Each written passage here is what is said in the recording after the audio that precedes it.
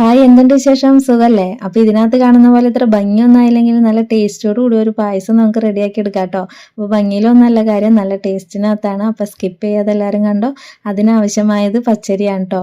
അപ്പോൾ ഈ പച്ചരി ഇങ്ങനെ എടുക്കുക, നമുക്ക് ഏതാണ് അവൈലബിൾ അതെടുത്തിട്ട് കഴുകി വരാം. അതിനുശേഷം നമ്മൾ ഏത് പാത്രത്തിലാണോ വേവിക്കാൻ ഉദ്ദേശിക്കുന്നത് ആ പാത്രത്തിലോട്ടേക്ക് നമ്മൾ ബട്ടർ ഇട്ട് കൊടുക്കുക. ബട്ടർ ഗീ ഇല്ലാത്ത കാരണം കൊണ്ടാണ് ബട്ടർ ഇട്ടത്. ഗീ ഉള്ളവർക്ക് അത് ഇടാം കേട്ടോ.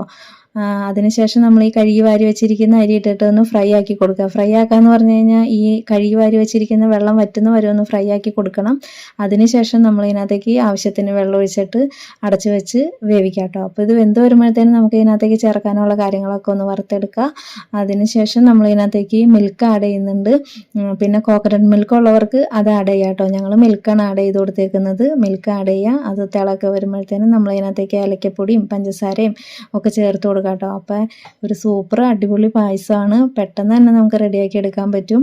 അപ്പോൾ നിങ്ങളെല്ലാവരും ഒരു പ്രാവശ്യം ഒന്ന് ഇങ്ങനെ ട്രൈ ചെയ്ത് നോക്കാം. ഓണൊക്കെ അല്ലേ വരുന്നത്. പിന്നെ ഇങ്ങനെ ചെയ്യാൻ അറിയാത്ത ഫ്രണ്ട്സിനൊക്കെ ഈ വീഡിയോ ഒന്ന് ഷെയർ ചെയ്ത് കൊടുക്കട്ടോ. പിന്നെ നിങ്ങൾക്ക് ഇഷ്ടമായെങ്കിൽ ലൈക്ക് ചെയ്യുക, കമൻറ്റ് ചെയ്യുക, സബ്സ്ക്രൈബ് ചെയ്യുക കേട്ടോ ചാനൽ. അപ്പോൾ അടുത്ത വിശേഷമായി വരുന്നവരേക്കും ടാറ്റാ, ബൈ.